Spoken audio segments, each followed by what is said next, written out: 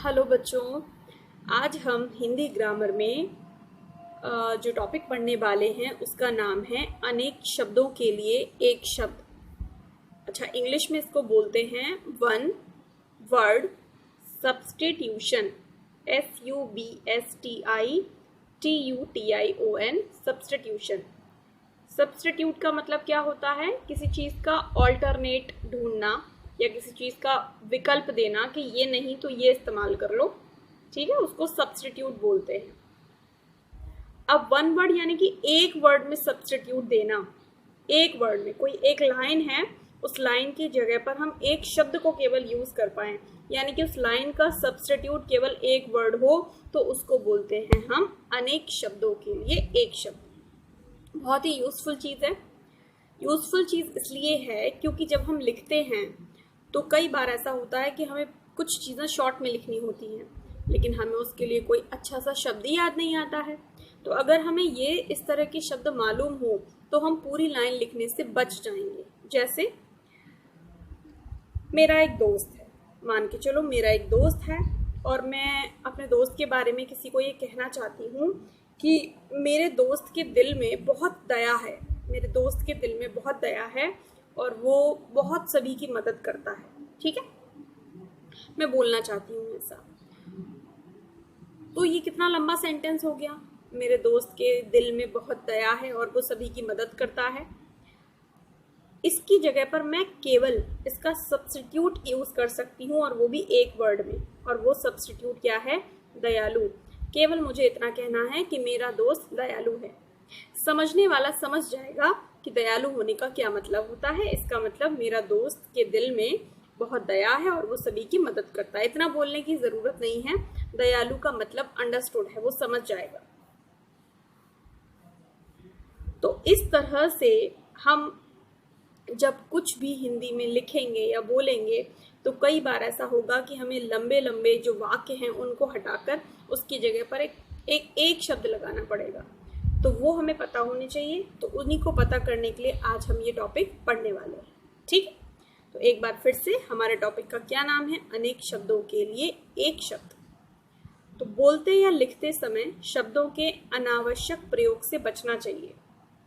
इसके लिए शब्द समूहों या वाक्यांशों के लिए एक शब्द का प्रयोग करना चाहिए। इससे भाषा सुंदर और प्रभावशाली बन जाती है। अगर आप बोलोगे कि मेरा दोस्त दयालु है तो ये ज़्यादा सुनने में अच्छा लगेगा। तो क्या हमसे क्या बोला जा रहा है कि जब भी हम कोई भी भाषा, ये तो हिंदी पढ़ रहे हैं लेकिन इंग्लिश में भी ऐसा ही होता है कि जब भी हम कोई भाषा बोलते या लिखते हैं तो हमें शब्दों का अनावश्यक प्रयोग नहीं करना चाहिए। जो शब्दों का समूह है या बोलते हैं वाक्यांश है, उसके लिए हमें कोशिश करनी चाहिए कि हमें एक शब्द उसके लिए आ जाए। तो चलिए, अब हम लिस्ट है हमारे पास, उस लिस्ट में देखते हैं कि कुछ ज़्यादा इस्तेमाल होने वाले एक शब्द कौन से हैं। देखो, पहला तो एग्जाम्पल है जो मैंने आपको बता दिया था कि जिसके हृदय में दया हो उसको बोलते हैं दयालु। तो अब आपको पूरा कहने की ज़रूरत नहीं है कि मेरे हृदय में दया है, आप केवल इतना बोलो कि मैं दयालु हूँ, इनफ है। अब देखिए कुछ अन्य अनेक शब्दों के लिए एक शब्द। यहाँ अनेक शब्द है, इसको वाक्यांश भी बोल सकते हैं क्योंकि ये वाक्य का कोई अंश है और इसको प्रयोग करके इसका सब्स्टिट्यूट ये है, इसका विकल्प ये है कि आप इसको ना लगाकर एक शब्द का इस्तेमाल कर सकते हो। जैसे पहला क्या है, देखो, जिसका गज का मुख हो, मतलब हाथी का मुख हो। ऐसा कोई व्यक्ति, ऐसा कोई इंसान, या हमारे यहाँ तो ऐसे भगवान हैं जिसका हाथी का मुख हो, मतलब जिनके हाथी का मुख लगा हुआ है। जैसे गणेश जी हैं, इनके मुख जो है ना, इनके मुख को अगर आप देखो तो ये हाथी का मुख लगा हुआ है। इसके पीछे एक स्टोरी है, स्टोरी फिर किसी दिन हम डिस्कस करेंगे। तो अगर किसी का मुख हाथी का लगा हो तो उसको क्या बोलेंगे? गजानन। तो और तो किसी का नहीं लगा है, गणेश जी का लगा है, तो गणेश जी का जो दूसरा नाम है वो क्या है? गजानन। गज मतलब हाथी और आनंद मतलब मुख। ठीक, तो हाथी का मुख लगा हुआ है तो गजानन। तो अब आपको बोलने की जरूरत नहीं है कि गणेश जी को हाथी का मुख लगा हुआ है, आप गणेश जी को गजानन बोल दीजिए, काफी है। अब देखिए, जिसका कोई शत्रु ना हो। जरूरी नहीं है सबके शत्रु होते हैं, बहुत लोगों के कोई शत्रु नहीं होते हैं, केवल दोस्त ही दोस्त होते हैं। तो ऐसा व्यक्ति जिसका कोई शत्रु ना हो उसको बोलते हैं अजात शत्रु। हालांकि ऐतिहासिक जो चीज़ें हमारी लिखी हुई हैं उनमें ये शब्द ज़्यादा इस्तेमाल होता था। आज के टाइम में शत्रु और मित्रों की ऐसी कोई ज़्यादा बात नहीं रहती है, सब दोस्त हैं और समय आने पर सब शत्रु बन जाते हैं। तो आज के टाइम का मॉडर्न वर्ड नहीं है जात शत्रु। हाँ, एक राजा का भी नाम होता था जात शत्रु, तो ये पुराना ऐतिहासिक शब्द है। अगला देखिए, देशभक्ति रखने वाला, ये हम इस्तेमाल कर सकते हैं कि जिसके अंदर देशभक्ति है उसे बोलते हैं देशभक्त। तो जिसका हाथी का मुख हो गजानन, जिसका कोई शत्रु ना हो अजात शत्रु, और देशभक्ति रखने वाला देशभक्त। जिसके समान दूसरा ना हो, कोई चीज़ आपने देखी और आपने लगा कि ये तो बेस्ट है, इससे पहले मैंने ऐसी चीज़ कभी नहीं देखी, मुझे नहीं लगता कि इसके समान कोई दूसरी चीज़ है, तो आप बोलोगे अद्वितीय। अद्वितीय, अ मतलब नहीं, द्वितीय मतलब दूसरी, इसके समान कोई दूसरी नहीं है। तो जिसके समान कोई दूसरा उदाहरण ना हो वो है अद्वितीय। ठीक है। सबसे ऊंचा, सबसे ऊंचा को बोलते हैं सर्वोच्च। जैसे सर्वोच्च चोटी, सर्वोच्च अदालत, ठीक, सबसे ऊंचा। जिसे अपने कामों में सफलता मिली हो, हमेशा जिसे अपने कामों में सफलता मिली हो उसको सफल बोलते हैं, और जिसको अपने कामों में सफलता ना मिली हो उसको असफल बोलते हैं। मेहनत करने से सफलता मिलती है, मेहनत ना करने से सफलता नहीं मिलती है। अब मेहनत किस डायरेक्शन में करनी है वो आपको सोचना है। जो कम जानता हो, ज़रूरी नहीं है हमको हर सब्जेक्ट के बारे में सब कुछ पता हो। जैसे मैं मैथ्स पढ़ा सकती हूँ, मैं इंग्लिश पढ़ा सकती हूँ, मैं आपको हिंदी पढ़ा सकती हूँ, सोशल पढ़ा सकती हूँ, लेकिन मैं कॉमर्स नहीं पढ़ा सकती हूँ क्योंकि मैं कॉमर्स के बारे में कम जानती हूँ, तो मैं अल्पज्ञ हूँ। जो कम जानता है यानी कि कम ज्ञानी है किसी भी एक पर्टिकुलर सब्जेक्ट को लेकर या किसी भी एक फील्ड में, तो वो अल्पज्ञ है। ठीक है। आप कम जानते हैं तो आप अल्पज्ञ हैं, मैं कम जानती हूँ तो मैं अल्पज्ञ हूँ। आगे देखिए, जो अनुकरण के योग्य हो। अनुकरण का मतलब होता है फॉलो करना। अगर कोई बात है, कोई चीज़ है, अगर कोई उसका अनुकरण कर सकता है तो वो अनुकरणीय है। जैसे कोई व्यक्ति है, उसने कोई अच्छा कार्य किया तो उसका कार्य कैसा है, अनुकरणीय है, क्योंकि उसने अच्छा कार्य किया, तो आप भी उसके कार्य का अनुकरण करो। कोई व्यक्ति है, उसका व्यवहार है बहुत अच्छा है, तो वो अनुकरणीय है, आप भी उसके जैसा व्यवहार करो। तो ऐसे अनुकरणीय शब्द का प्रयोग हम कई जगहों पर करते हैं। ये बहुत अच्छा शब्द आ रहा है, देखो, जो अधिक बोलता हो। कई बार ऐसा होता है कि हमारे घर में ऐसे बहुत लोग आते हैं, हमारे क्लासरूम्स में भी ऐसे बहुत सारे बच्चे होते हैं जो बहुत बोलते हैं, ब्ला ब्ला ब्ला ब्ला करते रहते हैं। तो ऐसे ज़्यादा बोलने वाले बच्चों को, ज़्यादा बोलने वाले लोगों को क्या कहते हैं, वाचाल कहते हैं। क्या कहते हैं, वाचाल। वाचाल मीन्स ज़्यादा बोलने वाला। जिस व्यक्ति की पत्नी मर गई हो, ऐसे बहुत से लोग होते हैं जिनके पति मर जाते हैं, और ऐसे बहुत से लोग होते हैं जिनकी पत्नियां मर जाती हैं। तो जिस व्यक्ति की पत्नी मर गई हो उसको बोलते हैं विधुर। उस आदमी को, पति को बोलते हैं विधुर। और अगर कोई महिला है, उसका पति मर गया हो तो उसको बोलते हैं विधवा। क्या बोलते हैं, विधवा, विधवा। आगे देखिए, 15 दिन यानी कि पक्ष। 15 दिन को पक्ष बोलते हैं, 15 दिन में होने वाला। अगर कोई काम है जो 15 दिन में एक बार होता है, जैसे कि कोई टीवी पर सीरियल है, 15 दिन में एक एपिसोड आता है, तो उसको बोलेंगे पाक्षिक। क्या बोलेंगे, पाक्षिक, पाक्षिक। क्योंकि 15 दिन का मतलब पक्ष, तो पक्ष में होने वाला पाक्षिक। ठीक है। जैसे आप नोट करो, 15 दिन में चंद्रमा जो है वो पूरा निकल आता है। अमावस्या आती है, अमावस्या के बाद फिर 15 दिन लगते हैं चंद्रमा को पूरा निकलने में, तो पूर्णिमा आ जाती है। तो ये क्या है, चंद्रमा का रोटेशन जो है वो कैसा है, पाक्षिक है, क्योंकि 15 दिन में होता है। जिसके 10 मुख हों। अब आजकल तो ऐसा कोई नहीं होता जिसके 10 मुंह होते हैं, पहले होते थे। जैसे कि रावण, उनके 10 मुख थे, पिक्चर भी आप देख रहे हो, 10 मुख दिए गए हैं, तो उसको बोलते हैं दशानन। तो रावण का दूसरा नाम दशानन है। आनंद वही, जैसे गजानन मुंह वाला, उसी तरह से दशानन 10 मुंह वाला। जिसे सभी पसंद करें, जिसे सभी पसंद करें उसको बोलते हैं लोकप्रिय। कोई गाना है, सभी को पसंद आ रहा है, लोकप्रिय है। कोई ड्रेस है, सभी को पसंद आ रही है, लोकप्रिय है। कोई स्थान है, सभी को पसंद है, तो लोकप्रिय है। जिसको सभी पसंद करते हैं वो फेमस हो जाती है, तो उसको बोलते हैं लोकप्रिय। जिसके माता पिता मर गए हों। तमाम बच्चे ऐसे होते हैं जिनके माता पिता उनको छोड़कर चले गए होते हैं, उसके बाद उनकी देखरेख करने के लिए कोई नहीं रह जाता है, तो उन बच्चों को बोलते हैं हम अनाथ। और ऐसे बच्चे फिर कहाँ रहते हैं? ऐसे बच्चे अनाथालय में रहते हैं। हमारे जो सरकारें हैं वो अनाथालय खोलती हैं, उसमें उन बच्चों को रखा जाता है जिनके माता पिता गुजर चुके हैं, उनके साथ नहीं रहते हैं, तो अनाथ बच्चे हैं, जिसकी तुलना ना की जा सके। अद्वितीय भी कोई ऐसी चीज़ होती है जिसकी तुलना ही नहीं की जा सकती, मतलब उसके समान कोई दूसरा है ही नहीं। इसी तरह से जिसकी तुलना ना की जा सके अतुलनीय, किसी ने कोई कार्य किया है, इतना बेहतरीन कार्य किया है कि आप उसके कार्य की तुलना किसी दूसरे से नहीं कर सकते हैं, तो अतुलनीय है।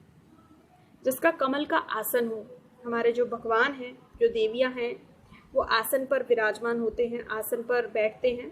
तो हर देवी देवता के अपने अलग अलग आसन हैं। जैसे गणेश जी का आसन आप जानते हो क्या है? चूहा है, गणेश चूहे की सवारी करते हैं, ठीक। इसी तरह से कमल का आसन जो है वो किसका है? कमल पर कौन सी देवी बैठती हैं? ज्ञान की देवी बैठती हैं, माँ सरस्वती बैठती हैं, माँ शारदा बैठती हैं। तो उनका कमल पर चूंकि वो आसन ग्रहण करती हैं, इसलिए उनका दूसरा नाम क्या है? कमलासना। क्या है? कमलासना। तो माँ सरस्वती की पिक्चर है, हाथ में वीणा है, सफ़ेद साड़ी है और कमल पर विराजमान है, तो इनका नाम क्या हुआ? कमलासना। क्या है ये? कमलासना, ठीक है। मांस खाने वाले को तो आप पता ही है क्या बोलते हैं? मांसाहारी। शाक सब्जियां खाने वाले को क्या बोलते हैं? शाकाहारी। तो एक के साथ दो अपने आप आ जाते हैं। जो पढ़ा लिखा ना हो, जो पढ़ना लिखना ना जानता हो, उसको बोलते हैं अनपढ़। तो कई बार हम बोल देते हैं अनपढ़ हो क्या, इतना भी नहीं जानते हो, तो बुरा लग जाता है लोगों को। तो अनपढ़ शब्द जो है वो थोड़ा सा नेगेटिव मान लिया जाता है, जो पढ़ा लिखा ना हो, अनपढ़। तो ये थे आपके कुछ शब्द। अनेक शब्दों के लिए एक शब्द इनको बोलते हैं। कुछ और हैं अभी, लेकिन पहले हम इनको रिवाइज कर लेते हैं एक बार। गजानन, हाथी का मुख वाला गजानन। अजात शत्रु, जिसका कोई शत्रु ना हो, अजात शत्रु। देशभक्त, जिसके अंदर देश के प्रति बहुत भक्ति हो, उसको देशभक्त बोलते हैं। अद्वितीय, जिसके समान कोई दूसरा हो ही ना, उसको अद्वितीय बोलते हैं। सर्वोच्च, सबसे ऊंचा जो है वो सर्वोच्च है। सफल, जिसने अपने हर काम में सफलता प्राप्त की हो, वो सफल है। अल्पज्ञ, ज्ञानी जो ना हो, मतलब कम ज्ञानी हो, जो कम जानता हो, उसको अल्पज्ञ बोलते हैं। अनुकरणीय, जो अनुकरण के योग्य हो, यानी कि जिसको मानना चाहिए सारे लोगों को, वो अनुकरणीय होता है। बहुत बोलने वाले को वाचाल कहते हैं। जिस व्यक्ति की पत्नी मर गई हो, उसको विधुर कहते हैं। 15 दिन में जो एक बार आता हो, उसको पाक्षिक बोलते हैं। जिसके 10 मुख हो, उसको दशानन बोलते हैं। जिसको सभी पसंद करें, उसको लोकप्रिय बोलते हैं। जिन बच्चों के माता पिता मर गए हों, उन्हें अनाथ बोलते हैं। जिसकी तुलना ना की जा सके, उसे अतुलनीय बोलते हैं। जो कमल का आसन ग्रहण करती हैं, उन्हें कमलासना बोलते हैं। जो मांस खाते हैं, उन्हें मांसाहारी बोलते हैं। और जो पढ़े लिखे नहीं हैं, उन्हें अनपढ़ बोलते हैं। अब चलते हैं आगे। समय के अनुकूल, जो समय के अनुकूल चले, जैसे जैसे समय चल रहे हैं वैसे वैसे चल रहे हैं हम, तो हम समय अनुकूल चलते हैं, यानी कि समय के अनुकूल चलते हैं। समय उठने का है तो उठते हैं, सोने का है तो सोते हैं, ऑफिस जाने का है तो ऑफिस जाते हैं, भोजन का समय है तो भोजन करते हैं, मतलब समय के अनुकूल चलने वाले को समय अनुकूल बोलते हैं। सूर्योदय के पूर्व का समय, सूर्य उदय भी नहीं हुआ है, सूरज अभी नहीं निकला है, तो कुछ लोग इतना जल्दी उठते हैं कि सूरज नहीं निकला होता है, उससे पहले ही उठ जाते हैं, तो उसके पूर्व का समय कहलाता है उषा काल। तो बहुत सारे लोग कहते हैं मैं उषा काल में उठता हूँ, मतलब सूर्य के भी निकलने से पहले मैं निकल जाता हूँ, मतलब उठ जाता हूँ। उषा। जल में रहने वाले जीव को जलचर बोलते हैं। जमीन पर रहने वाले जीव को थलचर बोलते हैं। आकाश में रहने वाले जीव को नभचर बोलते हैं। सारे एक जैसे ही हैं, जलचर, थलचर, नभचर। वर्ष में एक बार होने वाला, जो वर्ष में एक बार होता है उसको वार्षिक बोलते हैं। जो महीने में एक बार होता है उसको मासिक बोलते हैं। जो सप्ताह में एक बार होता है उसको साप्ताहिक बोलते हैं, ठीक। और जो 15 दिन में एक बार होता है उसको पाक्षिक बोलते हैं। और जो 6 महीने में एक बार होता है उसको अर्धवार्षिक बोलते हैं। 12 महीने यानी कि 1 साल में होने वाला वार्षिक और 6 महीने में होने वाला अर्धवार्षिक। 3 महीने में एक बार होने वाला त्रैमासिक। तो ऐसे कई सारे शब्द हैं जो लगभग एक जैसे हैं। अच्छा, अब देखो, जो कपट ना करता हो, कपट मतलब जो धोखा ना करता हो, उसको बोलते हैं निष्कपट। निष्कपट। अगर किसी ने आपके साथ कुछ कार्य किया और किसी धोखे के इरादे से नहीं किया तो बोलेंगे कि वो निष्कपट था, उसके मन में कोई कपट नहीं था, उसके मन में कोई धोखा नहीं था। जिस स्त्री का पति मर गया हो, ये मैंने आपको बता दिया था कि जिसका पति मर गया हो उसको विधवा बोलते हैं, और जिस पति की पत्नी मर गई हो उसको विधुर बोलते हैं। नभ में विचरण करने वाला, ये भी मैंने आपको बता दिया। नभ मतलब आकाश, विचरण मतलब घूमना।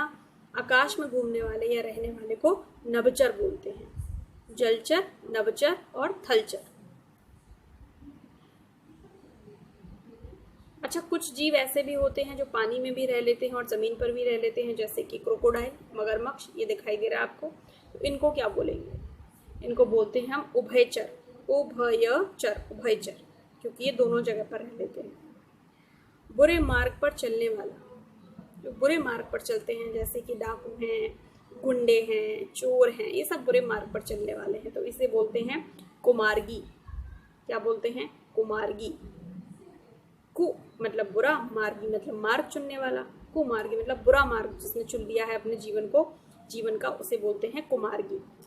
तो जो समय के अनुकूल हो, समयानुकूल, मात्रा देख लेना, पहले छोटे ऊ की फिर बड़े ऊ की। सूर्योदय के पूर्व का समय उषा काल। जल में रहने वाले को जलचर। वर्ष में एक बार होने वाला वार्षिक।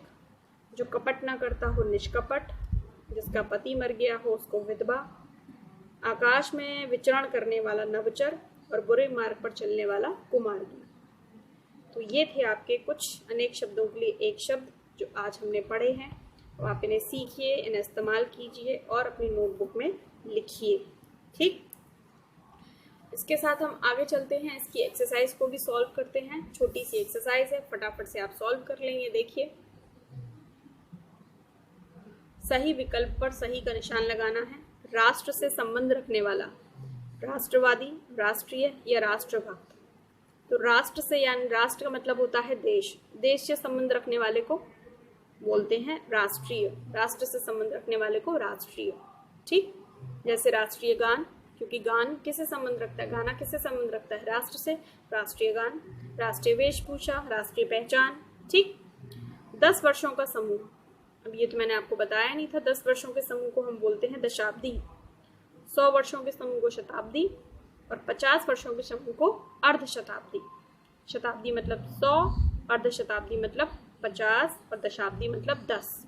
10 वर्षों का समूह दशाब्दी। गोद लिया हुआ, अब जैसे मैंने बताया कि कुछ बच्चे ऐसे होते हैं जिनके माता पिता मर जाते हैं, उन बच्चों को अनाथ कहते हैं। तो कई बार ऐसा होता है कि कुछ माता पिता ऐसे होते हैं जिनको बच्चे नहीं होते हैं या जिनके पास बच्चे नहीं होते हैं, तो वो अनाथालय से बच्चे को गोद ले लेते हैं, क्योंकि उनके माता पिता नहीं है।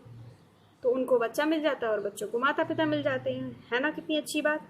तो अगर किसी का गोद लिया हुआ बच्चा है तो उस बच्चे को दत्तक पुत्र बोलते हैं या दत्तक पुत्री बोलते हैं। बेटा है तो दत्तक पुत्र और बेटी है तो दत्तक पुत्री। अब देखो, सदाचारी और निर्जन। ठीक, सदाचारी का क्या मतलब होता है? बुरे मार्ग पर चलने वाले को क्या बोलते हैं? दुराचारी या कुमार्गी। और जो सदाचारी होता है मतलब जिसका आचार व्यवहार अच्छा है, जो अच्छा व्यवहार करता हो, उसको बोलते हैं हम सदाचारी। ठीक है। अच्छा देखो, मांस खाने वाले को क्या बोलते हैं? मांसाहारी। शाकाहारी सब्जियां खाने वाले को, और जो सब कुछ खा लेता है, सब कुछ भी रख दो उसके सामने, उसको बोलते हैं सर्वाहारी। खाने की चीज़, कुछ भी का मतलब ये नहीं कि वो कुछ भी खा लेगा, खाने की चीज़ में कुछ भी खा लेगा, मांस भी खा लेगा और सब्जियां भी खा लेगा। ठीक, अब ये रह गया निर्जन। निर्जन का क्या मतलब होता है? जहाँ पर कोई जन ना हो, जन मतलब लोग ना हो, निर्जन स्थान मतलब कोई नहीं था वहाँ पर, तो उसको निर्जन बोलते हैं। ठीक है। आगे देखो, नीचे दिए गए शब्दों के लिए शब्द समूह या वाक्यांश लिखना है। तो कई बार हमें शब्द समूह लिखना होता है और कई बार हमें शब्द समूह के लिए एक शब्द लिखना होता है। जैसे देखो, कृतज्ञ, किसको बोलते हैं कृतज्ञ? ऐसे व्यक्ति को बोलते हैं कि अगर उस पर किसी ने कोई मेहरबानी की है, किसी ने कोई उपकार किया है, तो वो मानता है उसको कि हाँ किसी ने मेरी मदद की है। तो जो उपकार को मानता है उसको कृतज्ञ बोलते हैं, उपकार को मानने वाला कृतज्ञ। दर्शक किसे बोलते हैं? प्रदर्शन देखने वाला। मंच पर अगर कोई प्रदर्शन चल रहा है और अगर आप देख रहे हो तो आप दर्शक कहलाओगे। तो प्रदर्शन देखने वाले को दर्शक बोलते हैं। सर्वप्रिय, सर्व मतलब सभी का, प्रिय मतलब प्यारा, जो सबको प्यारा हो उसको बोलते हैं सर्वप्रिय। ठीक, सबसे ज्यादा प्रिय।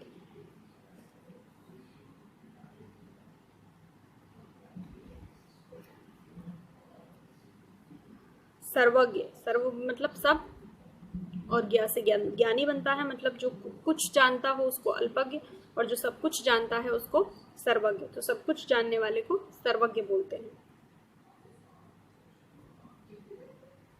सामाजिक, समाज से संबंधित, जैसे राष्ट्र से संबंधित राष्ट्रीय, समाज से संबंधित सामाजिक। और भी होते हैं, राजनीति से संबंधित राजनीतिक, भूगोल से संबंधित भौगोलिक, विदेश से संबंधित अंतर्राष्ट्रीय। ठीक है,